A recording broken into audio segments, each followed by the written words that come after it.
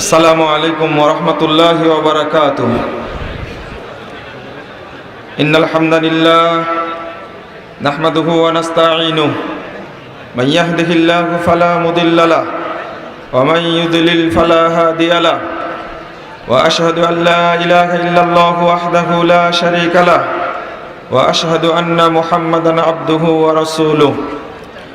আম্মা বা'দু ফাআউযু বিল্লাহি মিনাশ শাইতানির রাজীম। ইউতিল হিকমাতা মান ইয়াশা ওয়া মান ইউতিল হিকমাহ ফাকাদ উতিয়া খায়রান কাসীরা। ওয়া ক্বালা তাআলা ইকরা বিসমি রাব্বিকাল্লাযী খালাক। عن معاوية رضي الله عنه قال قال رسول الله صلى الله عليه وسلم من يرد الله به خيرا يفقهه في الدين رواه البخاري।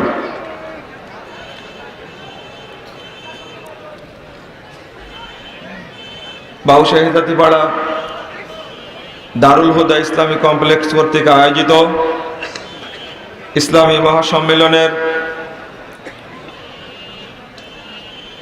উপস্থিত উলামায়ে কেরাম, সুধী মণ্ডলী, আমার প্রাণ প্রিয়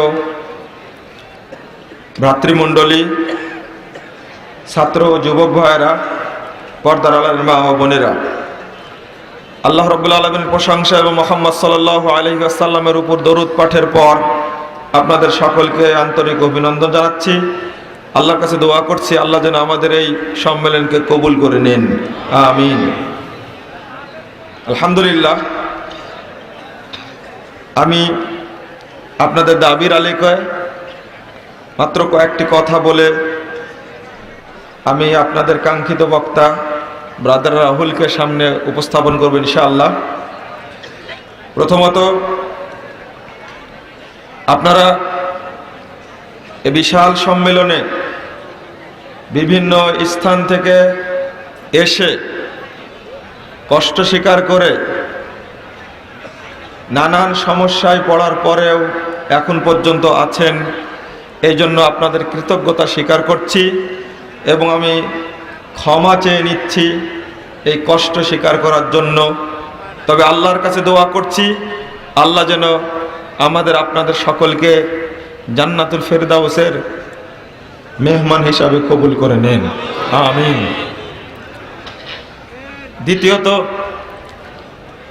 ভুল ত্রুটি থাকা স্বাভাবিক, হয়তো অজুখানার ব্যবস্থা তেমন করতে পারিনি, বাথরুমের ব্যবস্থা করতে পারিনি, পাশাপাশি মহিলাদের ভালো প্যান্ডেলের ব্যবস্থা করতে পারিনি।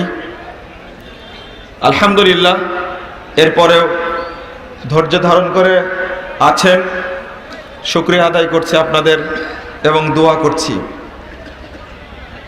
ভুল ত্রুটিগুলো ক্ষমা করবেন। আগামীতে এই প্রতিষ্ঠানের উদ্যোগে আহ্বান জানালে আপনারা আমাদের আহ্বানে সাড়া দিবেন, আমি এই দাবি আপনাদের কাছে বিশেষভাবে রাখছি। পাশাপাশি এই প্রতিষ্ঠান যেখানে অবস্থিত বাউশাহী জাতিপাড়া, আজ থেকে প্রায় 60 বছর পূর্বে প্রতিষ্ঠিত হয়েছিল। আজকে এখন আপনাদের প্রাণের প্রতিষ্ঠান হিসাবে আল্লাহ কবুল করেছেন, এই জন্য বলি আলহামদুলিল্লাহ। এখনো এই এলাকার মানুষ তাদের কৃতজ্ঞতা স্বীকার করে পারি না। হেফজখানা যে চলে, এখনো এই এলাকার মানুষ প্রত্যেক ছাত্রকে তারা বাসায় খেতে দেয় এবং কোনো মুরব্বী আছেন যে রাত্রিতে ছেলেটা যেতে পারবে না, তখন মুরব্বী খাবারটা মাদ্রাসায় পৌঁছিয়ে দেন।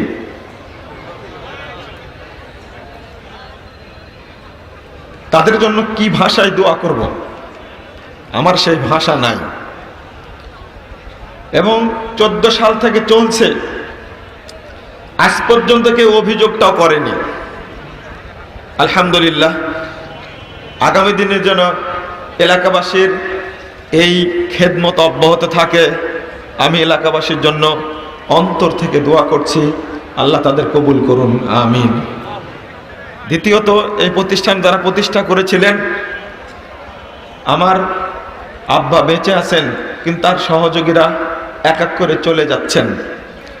এই দারুল হুদা নামটাই রেখেছিলেন আমাদের পার্শ্বের, আমি তার ছাত্র, সরাসরি মাওলানা সাইফুল ইসলাম, তিনি চলে গেছেন। যেদিন তাকে কবরে রাখা হয় সেদিন বারবার মনে পড়ছিল দুইটা কথা, আমিও বলছিলাম।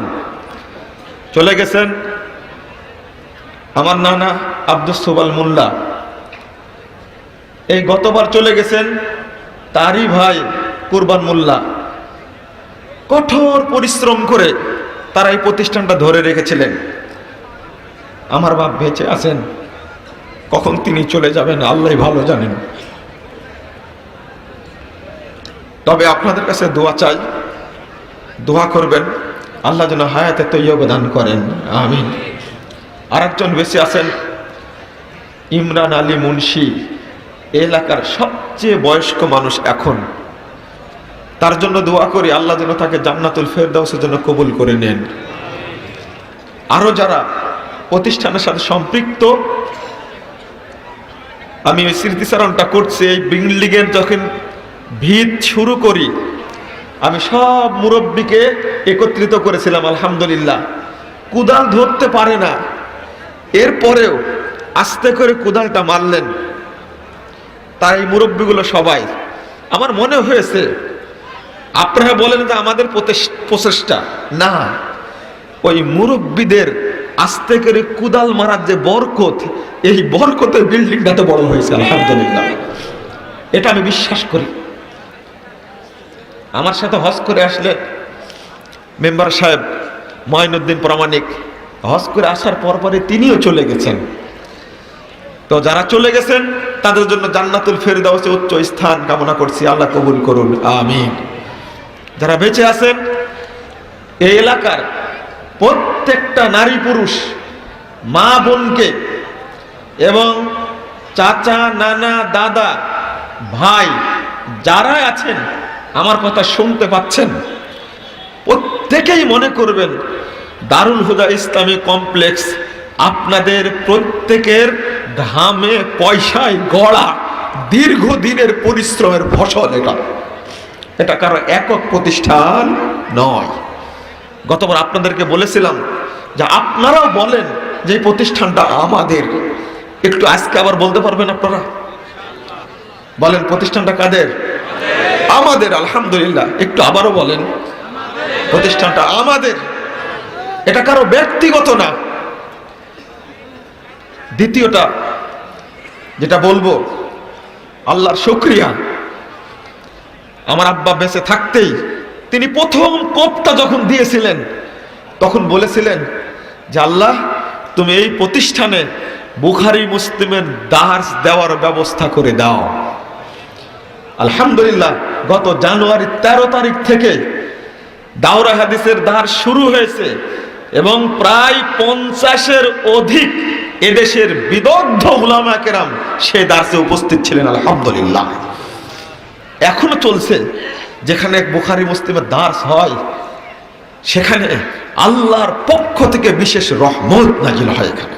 আলহামদুলিল্লাহ, এখানে বুখারী, মুসলিম, আবু দাউদ, নাসাই, তিরমিজি, ইবনু মাজাহ এই সমস্ত কিতাবের দার্স এখন চলমান। আলহামদুলিল্লাহ, আলহামদুলিল্লাহ, এই এলাকার জন্য বড় বরকত। এই জন্য আমি বলছি প্রত্যেকে নিজের মনে করবেন এবং দোয়া করবেন, আল্লাহ এখান থেকে বড় বড় আলেম তৈরি করো তুমি। আল্লাহুম্মা আমিন বললেন না? আল্লাহ তুমি কবুল করো, আমিন।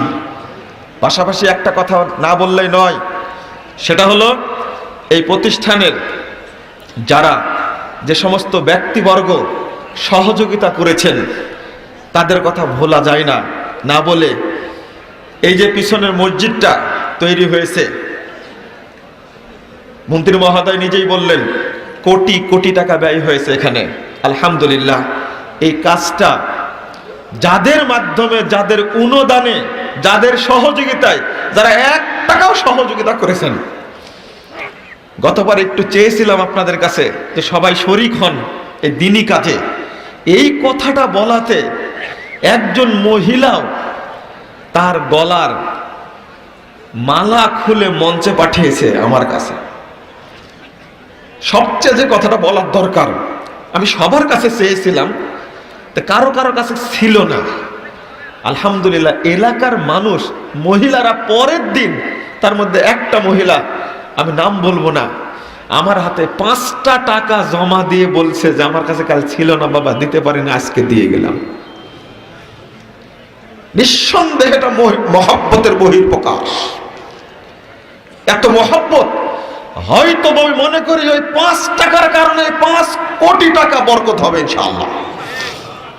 বরকত, এই বরকতটা চাই আপনাদের কাছে। খেটে খাওয়া মানুষ আপনার কাছে পয়সা চাবে কি করে? আমি মন্ত্রী মহাদের কাছে কিছুই চাইনি, শুধু তার সাথে আলোচনা করেছি।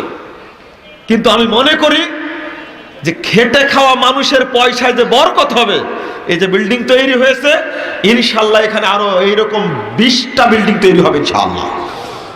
যদি বরকত হয়, ওইটাকে আমি, ওই আপনার একটা টাকাকে আমি অনেক মূল্যায়ন করি, অনেক দাম দিই। আল্লাহর কাছে একটা টাকার মূল্য অনেক বেশি। ভ্যান চালক ভ্যান চালায় আর বলে যে আমি মসজিদে 1 টাকা দিলাম, তাতে কি লাভ হবে?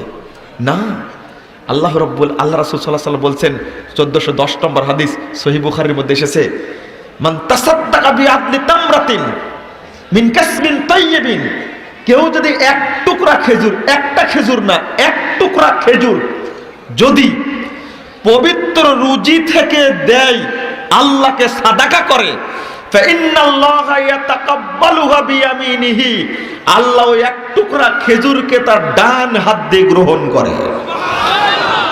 সুম্মা ইউরাব্বিহা কামা ইউরাব্বি আহাদুকুম ফালাবাহু, অতঃপর আল্লাহ ওই 1 টুকরা খেজুরকে বৃদ্ধি করতে থাকেন, যেমন তোমরা উটের বাচ্চাকে বড় করো, হাত্তা তাকুনা মিসলাল জাবাল, অবশেষে আল্লাহ রাব্বুল আলামিন ওই 1 টুকরা খেজুরকে বিশাল পাহাড়ের মতো বড় করে দেন।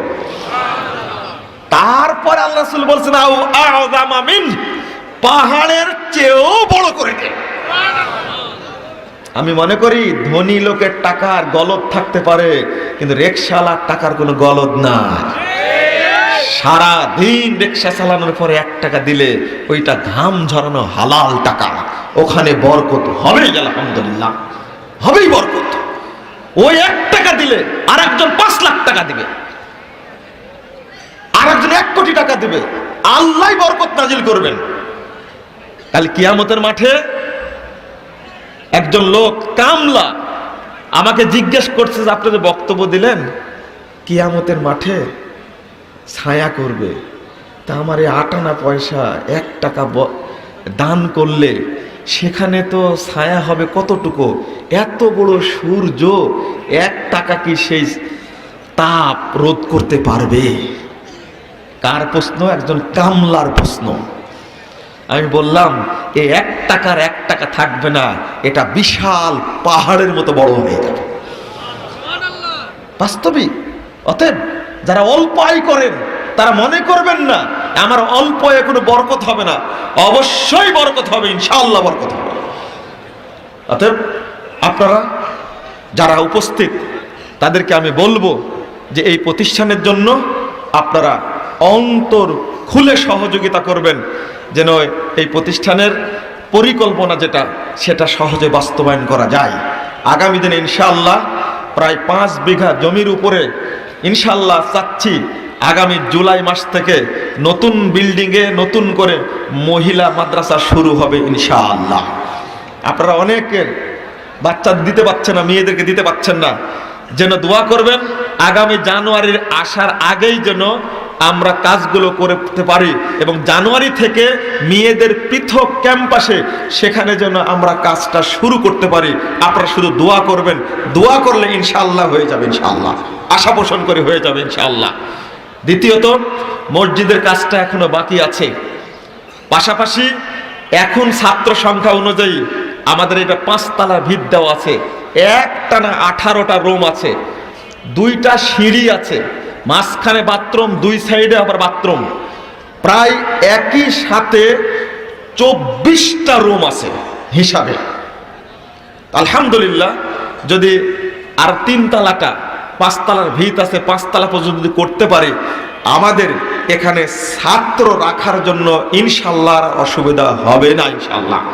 পাশাপাশি এর পিছনেও জমি কিনা হয়েছে, সেখানেও এত বড় আরেকটা বিল্ডিং তৈরি করা যাবে ইনশাআল্লাহ। আপনাদের শুধু দোয়া চাই এবং আন্তরিক সহযোগিতা চাই। এই সম্মেলন থেকে একটা মেসেজ দিব আপনাদের কাছে, সেটা হলো আপনারা সুন্নাতের উপরে কায়েম থাকবেন ইনশাআল্লাহ। আজকে সুন্নাতকে হত্যা করার যুগ চলছে। বেদাতীরা তাদের আন্দোলন শুরু করেছে সুন্নাতকে দেশ থেকে তুলে দেওয়ার জন্য। আহলে হাদিসদের আন্দোলন হবে সুন্নাতকে প্রতিষ্ঠা করার জন্য। এবং তরুণ ভাইদেরকে আমি উদাত্ত আহ্বান জানাবো, যেখানেই থাকি না কেন সেখানেই দাওয়াতি কার্যক্রম চালিয়ে যাব ইনশাআল্লাহ। কোন বেদাতি যেন সুযোগ না পায়। যদিও আজকে বেদাতিরা চেষ্টা চালাচ্ছে আহলে হাদিস মাদ্রাসা মসজিদকে কিভাবে ক্ষতিগ্রস্ত করা যায়। এক সময় সবল মেরেছিল যে জঙ্গিবাদের মিথ্যা অপবাদ দিয়ে আহলে হাদিস মাদ্রাসা মসজিদকে বন্ধ করে দেব। তাদের এই পরিকল্পনা সফল হয়নি, আল্লাহ নস্যাৎ করে দিয়েছে আলহামদুলিল্লাহ। আগামী দিনেও যদি কোনো কুচক্রী, কোনো ষড়যন্ত্রকারী, কোনো দালাল চিরিনি আহলে হাদিস সমাজের বিরুদ্ধে যদি কথা বলে, ইনশাআল্লাহ আহলে হাদিস যুবকরা মাঠে নেমে তার প্রতিবাদ করবেন ইনশাআল্লাহ। ছাড় দেওয়া যাবে না, ছাড় দেওয়ার কোনো সুযোগ নাই। এখন আহলে হাদিসরা এখন গোটা দেশে ঐক্যবদ্ধ আলহামদুলিল্লাহ। এই দারুল হুদা ইসলামিক কমপ্লেক্সের সম্মাননী তার প্রমাণ বহন করে। গেছিলাম দিনাজপুরের বিরলে, অন্তত 50 থেকে 60 হাজার মানুষের আগমন আলহামদুলিল্লাহ। সারা দেশের অবস্থা এরকম। অতএব বেদাতীরা যতই ষড়যন্ত্র করুক, আল্লাহ সেটাকে উৎখাত করে দিবেন। আল্লাহর ওয়াদা, রাসূল সাল্লাল্লাহু আলাইহি ওয়াসাল্লামের বাণী, লা তাযালু তাইফাতু মিন উম্মতি যাহিরুল হক লা ইয়াদুররুহুম মান খাযালাহুম হাত্তা ইয়াতি আমরুল্লাহ ওয়া হুম কাযালিক। চিরদিন একটি দল হকের উপরে বিজয়ী থাকবে, বিদ্রোহীরা তাদের কোনো ক্ষতি করতে পারবে না, তারা ওইভাবেই থাকবে, ইতিমধ্যে কিয়ামত চলে আসবে। এই হাদিস প্রত্যেকটা আহলে হাদিস তরুণের বুকে সাহস যোগায়, শক্তি সঞ্চার করে, তাদের দাওয়াতি কাজে উৎসাহ যোগায়। একজন আহলে হাদিস তরুণ বাংলার বুকে বেঁচে থাকতে কোন সুন্নাতের অপমানতা হতে দিবে না ইনশাআল্লাহ, প্রশ্ন আসে না। হাদিসটা মনে রাখবেন, মুহাম্মদ রাসূলুল্লাহ সাল্লাল্লাহু আলাইহি ওয়াসাল্লাম বলেছেন, সাহাবে کرام শুনে রাখো, ইন্না মিন ওয়ারাইকুম জামানা সাবরিন, অচিরে একটি যুগ আসবে যে যুগটা হবে ধৈর্যের যুগ। এই যুগে টিকে থাকতে পারবে না। দাড়ি লম্বা করলে, টাকনুর উপরে কাপড় পরলে, রফল আদান করে সালাত আদায় করলে, বুকে হাত বেঁধে সালাত আদায় করলে তোমার উপরে মামলা দেওয়া হবে, মসজিদ থেকে বের করে দেওয়া হবে, তোমাকে পিটানো হবে, তোমাকে জেলখানায় দেওয়া হবে, তোমার উপরে অত্যাচার করা হবে, তোমার উপরে মিথ্যাচার করা হবে। ওই যুগে যদি তুমি হাতে দাঁতে আমার সুন্নাতকে ধরে থাকতে ভালো, ফালাহু আজরু 50 শহীদা, তার জন্য 50 জন শহীদের মর্যাদা রয়েছে। আল্লাহ নবী এই কথা বলার পরে ওমরে ফারুক বলছেন, আমিন্না মিনহুম। আল্লাহ নবী এই 50 জন শহীদ কি আমাদের যুগের শহীদ না তাদের যুগের শহীদ?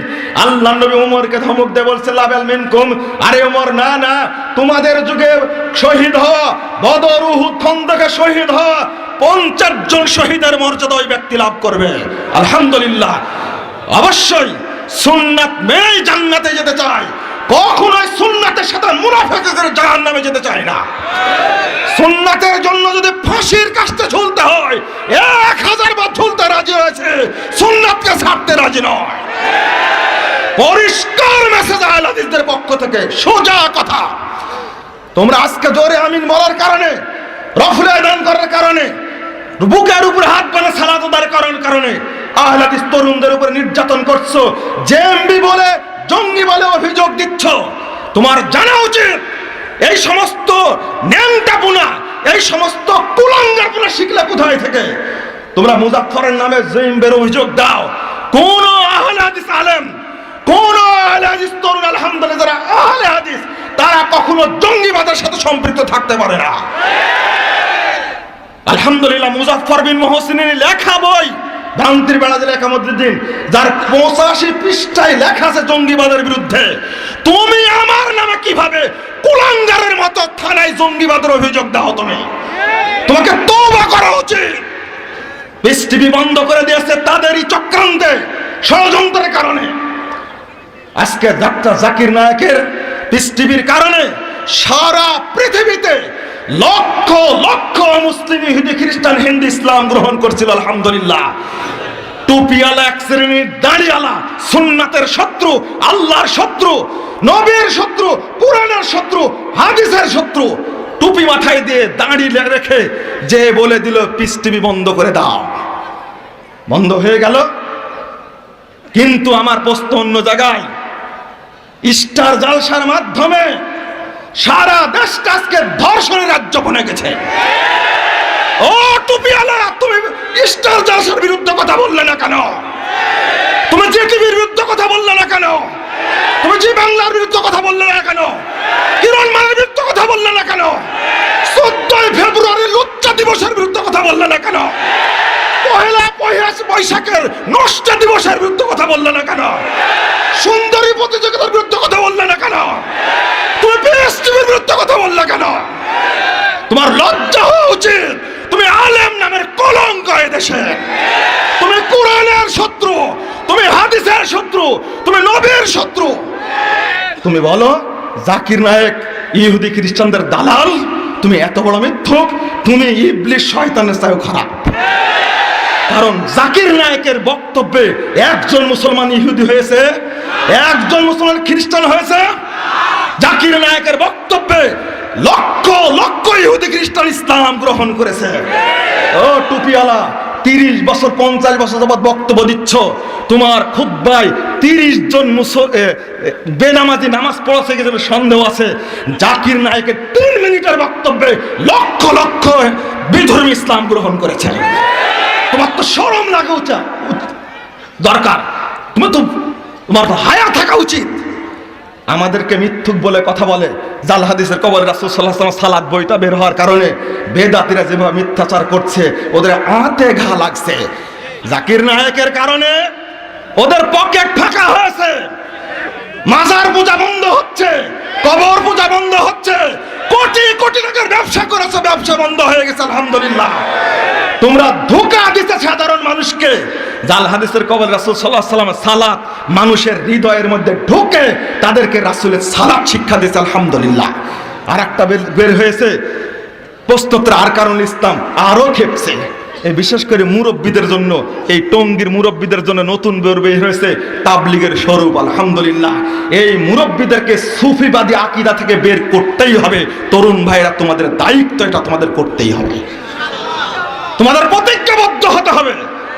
তোমাদের জঙ্গিবাদের অভিযোগ দিয়ে ঠান্ডা করবে এই সুযোগ এখন দেওয়া যাবে না ইনশাআল্লাহ। কোনো সুযোগ নাই।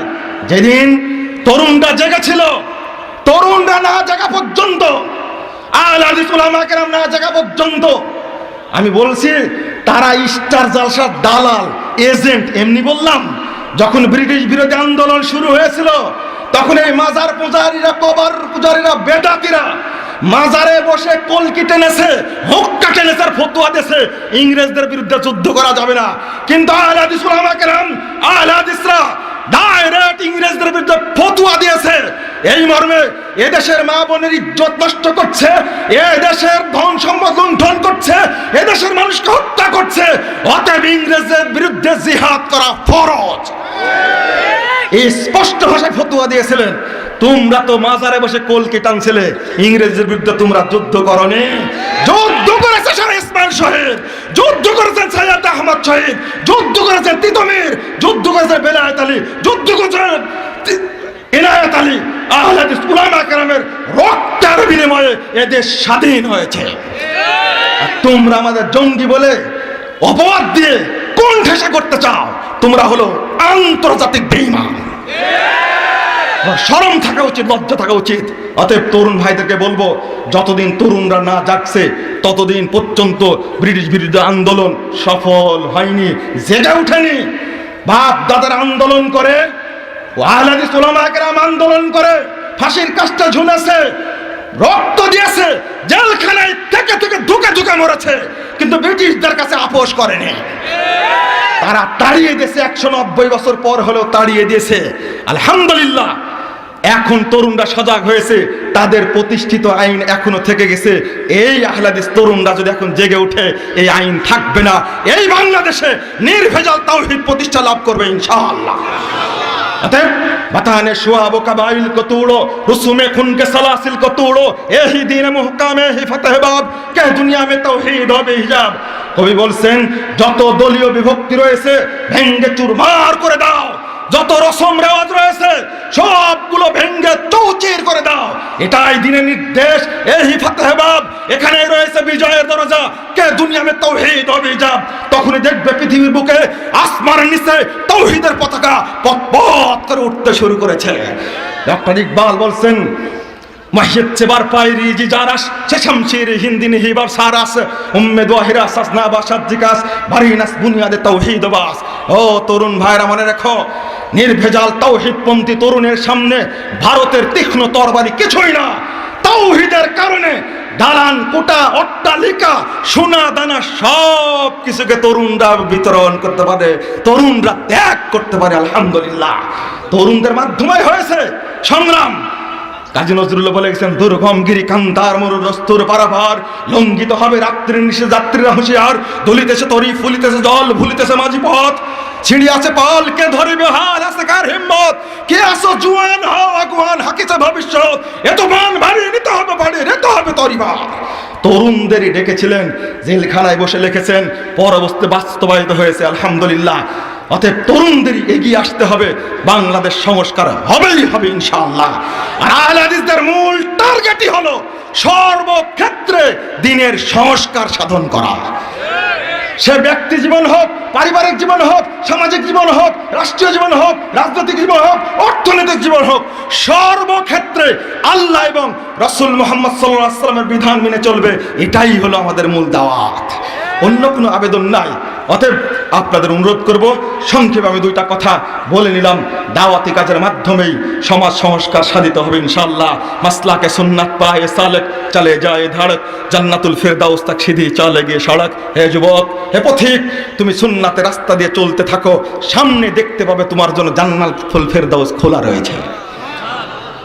স্পষ্ট কথা, আমার কোনো দুর্বলতা নেই, আমি কোরআন এবং সুন্নাহর অনুসারী, আমি সিরাতে মুস্তাকিমের অনুসারী। কিসের সংকার, কিসের ভয়? যে সুন্নাত মেনে সাহাবা একরাম জান্নাতের সদস্য হয়েছেন, আমরা ওই সুন্নাত মেনে জান্নাতের সদস্য হতে চাই। আল্লাহ তুমি আমাদেরকে কবুল করো, আল্লাহুম্মা আমিন। This try to go back to first principle and to restore the simplicity and purity to faith and practices. কথা বলতে পারলাম না সময় সংক্ষেপের কারণে। স্পষ্ট আহলে হাদিসদের দাওয়াত এটা। রাসূল সাল্লাল্লাহু আলাইহি ওয়াসাল্লামের যুগে যে আমল ছিল, আকীদা ছিল, ওই আকীদা এবং আমল পুনরুদ্ধার করাই হলো আহলে হাদিসদের দায়িত্ব।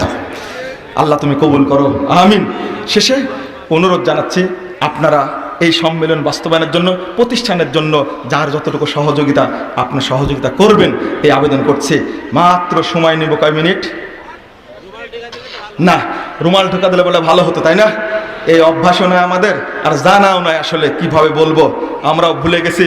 আপনারা যার যতটুকু সাধ্য দিয়ে যাওয়ার চেষ্টা করবেন ইনশাআল্লাহ, এই আবেদন রেখে। আর মহিলারা অনেকেই বলছে আমাদের কাছে টাকা চাচ্ছে না, আমরা নিয়ে চলে যাচ্ছি। যদি 2 মিনিট সময় দিতেন আপনারা, এবং গতবার যেটা করেছেন ওইটাই করতে পারেন, নিজের টুপিতে, কাউ নিজের রুমালে, কেউ চাদরে জমা দিয়েছিলেন, আমাদের কোনো কাপড় চুপড় ছিল না, আপনারাই দিয়েছিলেন। গতবারের হিসাবটা বলিনি, মাত্র 3 মিনিটের মধ্যে 2,03,000 টাকা আপনারা দিয়েছেন। আলহামদুলিল্লাহ, খেটে খাওয়া মানুষ, সব দরিদ্র মানুষ, এটা শহরের প্রোগ্রাম না যে লাখ লাখ টাকা দিবে। আর 1 টাকা চেয়েছিলাম তো, রেস্কি পয়সাগুলো এভাবে হাতে তোলা যাচ্ছে না, প্রায় 17 কেজি ওজন হয়েছিল। এগুলো দরিদ্রদের পয়সা, দরিদ্রদের পয়সা, বরকত নাজিল হবে ইনশাআল্লাহ। আল্লাহ তুমি কবুল করো। আপনার যার যতটুকু আছে, আমি 2 মিনিটের কথা বললাম, বেশি বললাম না। উঠেন আপনারা, একটু সহযোগিতা করেন আপনারা। আমি মনে করি গত বছরের চেয়ে এবার আরো রহমত বেশি হবে ইনশাআল্লাহ, ইনশাআল্লাহ।